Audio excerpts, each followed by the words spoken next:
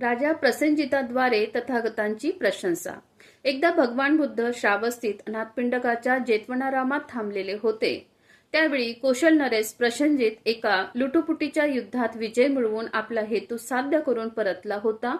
उद्यानाजवळ पोचल्यावर तो तिथे वळला। जिथपर्यंत रथ जाऊ शकत होता तिथपर्यंत रथातून जाऊन नंतर पुढे तो पायीच उद्यानात चालत गेला। त्यावेळी काही भिक्खू खुल्या हवेत शतपावली करीत होते। कौशल नरेश प्रसेनजित त्या भिक्खूकडे गेला आणि म्हणाला, "भंते, ह्या समयी अरहंत सम्यक संबुद्ध तथागत भगवान बुद्ध कोणत्या स्थळी आहेत? मी त्यांचे दर्शन घेऊ इच्छितो." "महाराज, त्यांचा निवास पलीकडे आहे, दरवाजा बंद आहे. आपण संकोच न करता शांतपणे तिकडे जा. वरांड्यात प्रवेश करा, खाकरल्यासारखे करा व दरवाजाची कडी वाजवा. तथागत दरवाजा उघडतील."